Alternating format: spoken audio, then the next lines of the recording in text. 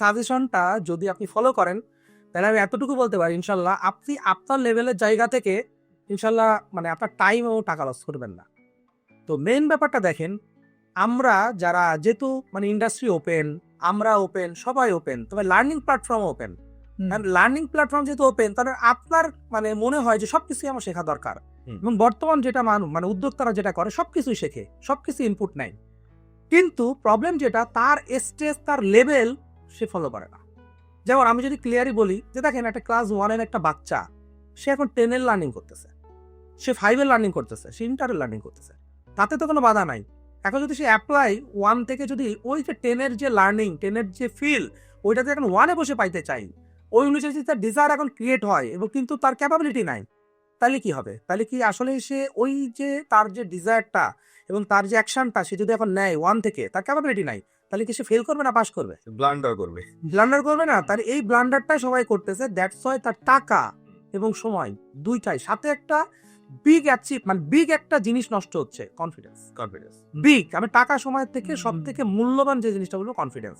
কারণ এরা ফার্স্টের লেয়ারে যখন এই মানে শুরুতে যে কনফিডেন্সের ধাক্কাটা খাচ্ছে, এই ধাক্কা বা রিকভারি করতে অনেকেই খবর হয়ে যাচ্ছে। কারণ এখানে কয়েকটা জিনিস ঘটতেছে, এর সাথে কয়েকটা জিনিস ঘটতেছে। কারণ সে যখন ধাক্কাটা খাচ্ছে তখন কিছু মানুষ পাশ থেকে হাসতেছে, বলছিলাম না, আত্মীয় স্বজন পরিবার মুখ দেখাইতে পারতেছে না, কারণ সে তো বলছিল যে সে তো কনফিডেন্টলি করতেছিল এবং সে করেই ফেলবে, কারণ তার তো দেখছে যে এটা হচ্ছে এবং সে কেন পারবে না। কিন্তু হচ্ছে না কেন? কারণ হচ্ছে লেয়ার, সে তখন স্টেজ 1-এ আছে।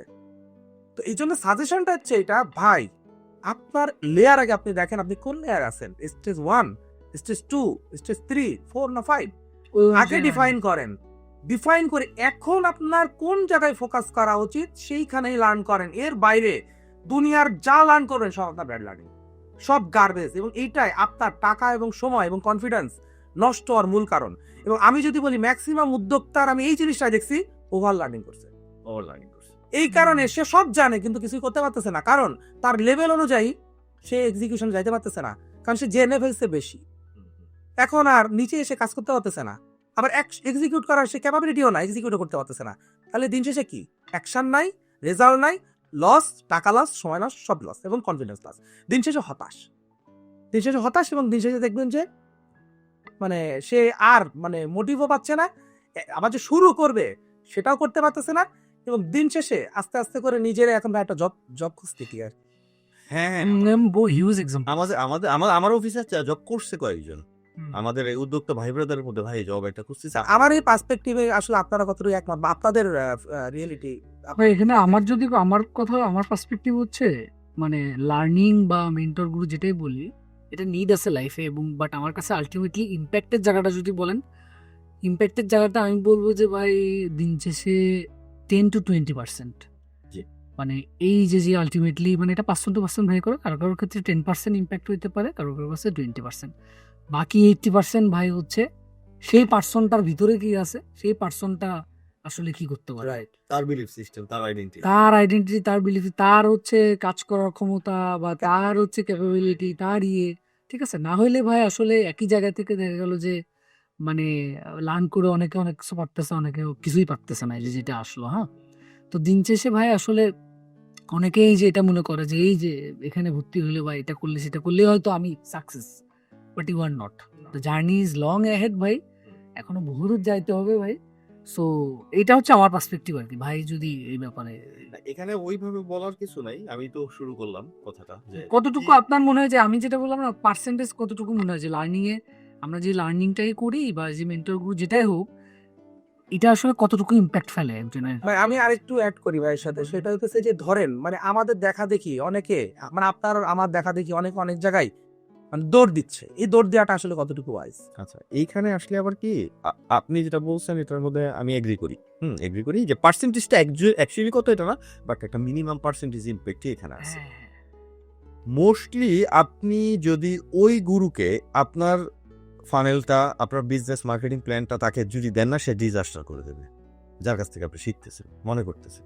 মানে কারণ হচ্ছে এটা কিন্তু তার দোষ না, সে কম জানে, আমি ওইভাবে তাকে ডোন্ট টেক ইট আদারওয়াইজ, আমি তাকে মানে ইনসাল্ট করতেছি না, বিকজ এইটার ডেপথে আপনি বিজনেস করে শিখছেন। তার জিনিস আপনি জানেন। এইটা নিয়ে আপনি দিনকে দিন রাতকে রাত রিসার্চ করছেন, আপনি অনেক কিছু করছেন, রাইট? এটা ইউএসপি আপনার মাথায় যেগুলো আছে এটা তো একটা গরুর মাথায় আসবে না, বুঝছেন? উস্তাদের মাথায় নাই। সো সে ডিজাস্টার করবে, তো তার কাছ থেকে আপনি কতটুকু শিখবেন, কতটুকু ইমপ্লিমেন্ট করবেন সেটা আপনার কিন্তু ডিফাইন করতে হবে ভাই, রাইট? সো এই ডিফাইন করতে পারাটা অনেক ইম্পর্টেন্ট, রাইট? এখন আমি একটু ডিফাইন করে দেই, আমি ডিফাইন করি, একটা এক্সাম্পল ডিফাইন। এইচএফ নিয়ে কথা বলি, আপনারও টিম বড়, এইচএফ এরও টিম বড়। তো এইচএফ অ্যাকাউন্টস, এইচআর, অপারেশন, বিভিন্ন রকম প্রকিউরমেন্ট, এই সবগুলোতে এক্সিকিউটিভ নিয়োগ দিচ্ছেন, এমপ্লয়ি নিয়োগ দিচ্ছেন, আপনারও আছে। এখন যখন ওই দ্যাট টাইম, অনেক আগের কথা, ধরেন 1-1.5-2 বছর আগের কথা, তখন যখন আপনি প্রথম নিয়োগ দেওয়া শুরু করলেন হাই মানে পেইড এমপ্লয়িজ, তখন আমাদের আরেকজন জিজ্ঞেস করতেছে এরকম যে ভাই আমি একটা এইচআর নিতে চাই। আমাকে জিজ্ঞেস করে, আমি কর্পোরেট জব করে আসছি, অনেকে আছে আমার কাছে জিজ্ঞেস করে একটা এইচআর নিতে চাই, অ্যাকাউন্টস এবং এইচআর দুইটা লোক নিতে চাইতেছি, তো কেমনে কি হয় এইচএফ কেমনে, মানে আপনারা দেখেই কিন্তু কথাটা বলতেছে, কারণ আমরা এক জায়গায় চলতেছি। তখন আমি বলছি ভালো, আমি তাকে প্রশ্ন করছি আপনার এমপ্লয়ি কয়জন, আমি সবার আগে প্রশ্ন করছি আপনার এমপ্লয়ি কয়জন, 20-22 জন।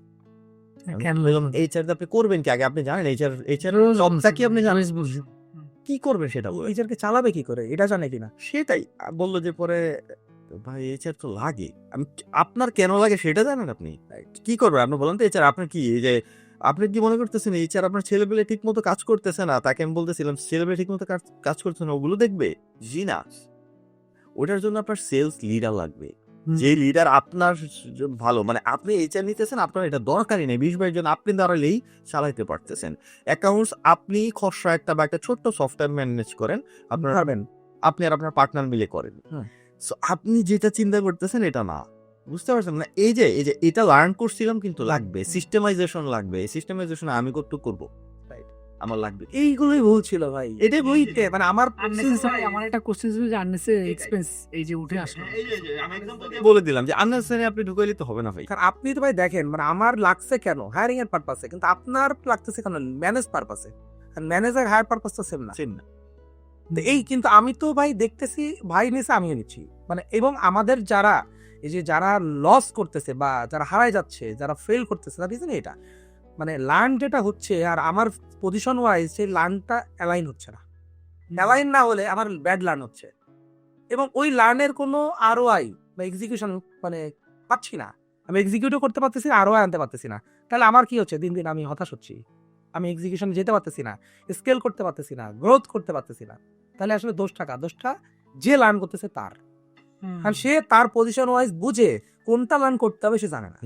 বুঝতে ভাই, একটা জিনিস জানলেই যে হবে না। যেমন আপনার প্রশ্ন করি যে আপনি রিটেনশন করতেছেন না কাস্টমার, হ্যাঁ কেন করতেছেন? আপনার একটা বেসমেন্ট ক্রিয়েট হয়েছে, ইটস টাইম। মানে আমার না, যখন আমি শুরু করছিলাম একটু বলি, মানে অনেকদিন ধরে আমি নিজেরা আটকায় রেখে দিছিলাম রিটেনশন গেম। তো ভাই এখন এসে মানুষজন বলতেছে মার্কেটে, এখন ইটস আর কি ভাইরাল থিং আর কি, সবাই এসে ডেটা ইউজ করার কথা বলতেছে। আমি তো করতেছি সেই আরো 1-1.5-2 বছর আগে থেকে করেন, আমরা অনেক আগে। হ্যাঁ আমি হচ্ছে সেই ডিসিশনটাও আসার আগ পর্যন্ত নিজেকে রেস্ট্রিক্ট করে রাখছিলাম, কারণ আমাদের প্রোডাক্ট ছিল একটা দুইটা, ঠিক আছে। আমি ওর কাছে রিটেনশন করব, আমি জানি যে আমি একসময় রিটেনশন করব, কিন্তু আমি তখনই করিনি, কারণ আমি জানি যে তখন যদি করা শুরু করতাম, যে রেজাল্টটা আমি পাইতাম তার থেকে যদি আমি রেডি হয়ে নামি মাঠে, তাহলে আমি বেশি রেজাল্ট পাবো। আমি করা শুরু করছি, ধরেন যে ফর এক্সাম্পল আমার যখন শ্যাম্পু আসছে, মানে তাকে অফার করার মতো কিছু একটা আসছে, যে ও আগে অয়েল নিচ্ছে না, তার কাছে তো তার মানে তো পরে শ্যাম্পু লাগবে, কিছু একটা তো বলতে হবে, বা আরো প্রোডাক্ট আসছে, তখন তো আমি রিটেনশনটা এখন তো আরো রাইট নিতে হবে, তার ডিমান্ড থাকতে হবে, ইয়ে করা আন্দাজে শুরু সিদ্ধান্ত করছি আর কি। হ্যাঁ, তো এই জায়গাটা ভাই একটু মানে কয়েকটা একটু পয়েন্ট আমি যদি একটু সামারি করি, অনেক কিছু উঠে আসছে। আননেসেসারি এক্সপেন্সের একটা দুটো কথা উঠে আসছে, সেটা হচ্ছে যে আননেসেসারি হায়ারিং। মেইন ভাই হায়ারিংটা মানে রিয়েলি একটা ফাউল এক্সপেন্স বাড়ায়। আর একটা কথা একটু অ্যাড করতে চাই, সেটা হচ্ছে যে অফিস ডেকোরেশন, অনেক সময় ইন্টেরিয়র, অনেক সময় আমরা দেখে মনে করি যে হচ্ছে ও আমার একটা সেই অফিস, ওলিওর মতো অফিস লাগবে। কথা আমারও ভাই ওলিওর মতো অফিস, সত্যি কথা বলতে ড্রিম নাই এমন কেউ হয়তো নাই, সবারই আছে, মানে এত সুন্দর ও চমৎকার অফিস। তো ওইটা একটা যে এটা আমার জন্য এখন রাইট টাইম কিনা। তো ভাই আসলে প্রত্যেকটা জিনিসকে মানে এটা গুছাই বলে দিচ্ছে যে what is the right time for you, মানে রাইট টাইমের জন্য রাইট স্টেজ ওয়াইজ আপনি ভাই ইনভেস্ট করেন বা স্টেজ ওয়াইজ আপনি লার্নিং করেন, সবকিছু আপনার স্টেজ ওয়াইজ আপনাকে আগাইতে হবে। এরপরে আমাদের হচ্ছে ওভারঅল লার্নিং এর বিষয় কিছু উঠে আসছে, আমাদের মেন্টর গুরু এগুলোর কথা উঠে আসছে। লাস্ট যে কথাটা নিয়ে আমরা কথা বলতেছিলাম না, ওই জায়গাটা আমার একটা পয়েন্ট আমি অ্যাড করতে চাই ভাই। সেটা হচ্ছে যে এক্সপার্টিস হায়ারের ব্যাপারে। এক্সপার্টিস একটা পর্যায়ে যে আমাদের দরকার হয়, একটা পর্যায়ে যে আমার কাছে পার্সোনালি ফিল হয়েছে যে কিছু কিছু ক্ষেত্রে কথার কথা একটা মার্কেটিংয়ে আমরা তো অবশ্যই যারা সিইও ফাউন্ডার তারা তো মার্কেটিংয়ে একটা কোর স্কিল, আমাদের তো মার্কেটিং ভালো হইতেই হবে, না হলে তো আমাদের হবে না। বাট একটা পর্যায়ে যেয়ে না মার্কেটিংটা যার কোর স্কিল, মার্কেটিংটা যার এক্সপার্ট তাকে লাগতে পারে। বাট আমি যেটা প্রিফার করি সেটা হচ্ছে যে তাকে আমরা ডিরেক্ট হায়ার না করি, তাকে আমরা যেটা করি, আমার সাজেশন সেটা হচ্ছে যে কনসালটেন্ট হিসেবে নিই। কনসালটেন্ট হিসেবে নেন অল্প কিছুদিনের জন্য আর সামথিং, সে আপনাকে গুছাই টুসাই দিক, সে কাকে কনসাল্ট করবে, সে আপনার লিডারকে কনসাল্ট করতে পারে, এবং আলটিমেটলি আপনার ওই লিডার বাকি এক্সিকিউটিভের মধ্যে ওই জিনিসগুলো আমার তো এস্টিমেটেড সেলস কনসালটেন্ট আমরা নিতে পারি। লাগেই ফালতু সেল করতেছে, ফালতু কথাবার্তা বলতেছে, কাস্টমার হারাচ্ছে। তো সেলস কনসালটেন্ট নিয়ে সেলস লিডারকে আমরা গাইড করছি, এতে করে কি হচ্ছে, ও কিন্তু আরো শিখতেছে বা ও আপ হচ্ছে আলটিমেটলি। তারপরে চেইন অফ কমান্ড জিনিসটা কি হচ্ছে, কারণ অনেক সময় ভাই এই যে সেলস লিডার বলেন বা এই যে বড় বড় যারা ভাই, এটাই যে মানে নিলে হিতে বিপরীত হয়, এই কথাটাই আমরা আসলাম। কারণ ভাই আপনার ফাউন্ডার লেভেলে তো সে চিন্তা করবে না, না এই থিঙ্কিংটা, এই ক্যালকুলেশনটা তো ভাই তার মাইন্ডে আসবে না। কারণ আপনি যে ফাউন্ডার হিসেবে যে ক্যালকুলেশনটা করে যে ডিসিশনটা নেবেন, এই ডিসিশন তো নিতে পারবে না সে। এখন যদি একটা রং ডিসিশন নেয় তখন আপনি তো মানে গ্যারাকলে পড়ে যাবেন, কারণ আপনি তো নাও বলতে পারবেন না। আপনি এক্স্যাক্টলি যে বললেন না আপনি যে চালাইতে কিভাবে হবে। হ্যাঁ, এই জায়গা থেকে আমি এখানে আমাদের অডিয়েন্সদেরকে একটু বলতে চাই, এটাও বললাম লেভেল ওয়াইজ আমরা কথা বলতেছি, কারণ আমাদের লেভেল থেকে আবার অনেকেই মনে করে না, ওই যে আপনি যেটা বলতেন, না লাগবে এটার মধ্যে যে অনেক, ওই যে আপনি যেটা বললেন যে 20-22 জন তার সেই দরকার নেই তো ভাই, 100-200 জন মানুষ হলে কি করতে পারে, এইচআর একটা এজেন্সির কাছে সাজেশন নিতে হেল্প নিতে পারে। বা একটা যেটা করতে পারে যে স্টেজ ওয়াইজ লার্নিং, সে এইচআর রিলেটেড জিনিসপত্র নিয়ে পড়াশোনা করতে পারে, সে লার্নিং নিতে পারে। তার এখন দরকার সেল না, সেই এইচআর নিয়ে পড়াশোনা করে কি করবে, যেটা ব্যাড লার্নিং হয়েছে আমাদের। আমার এখন লাগবে সেলস, ক্যাশ ফ্লো, আমার পকেটে টাকা নাই, আমি লার্ন করতেছি সিস্টেম নিয়ে।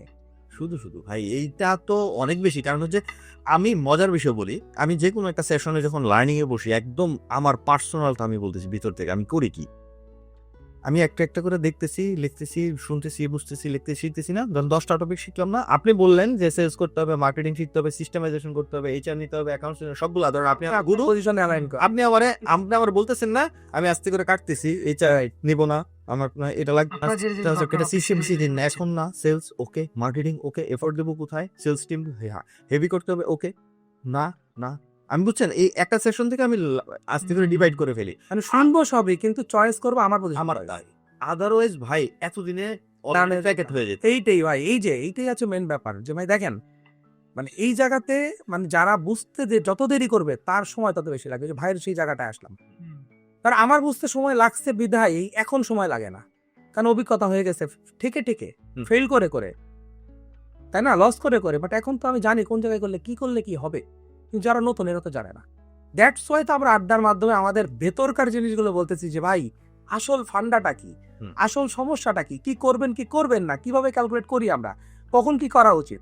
ভাই সব থেকে বড় আমার কাছে মানে যদি মানে আমাদের যেহেতু ভাই আমাদের একটা দায়বদ্ধতা আছে ইন্ডাস্ট্রির জন্য, আমাদের নতুন যেহেতু ই কমার্স একটা নতুন ইন্ডাস্ট্রি, কমার্স একটা ইন্ডাস্ট্রি, তো আমাদের আসলে একটা উদ্যোক্তাদের জন্য আমাদের একটা দায়বদ্ধতা আছে, অনেক মানুষ আমাদেরকে ফলো করে। তো সেই জায়গা থেকে আমার কাছে মনে হয় আমাদের ভেতরের জিনিসগুলা সবার জানা উচিত। সেই কারণে আমি বলতেছি যে ভাই আপনার পজিশন ওয়াইজ, আপনার ক্যাপাবিলিটি ওয়াইজ আপনার লার্ন এবং অ্যাকশন নেওয়া উচিত, নট কে কোন জায়গায় যাচ্ছে, কি করে আমি করতেছি, আমিও যাব, আমিও করলে এটা হয়ে যাবে, জীবনে হবে না, কোনোভাবে হবে না, আপনার টাইম টাকা দুইটা নষ্ট হবে এবং আপনি ডিমোটিভ হবেন।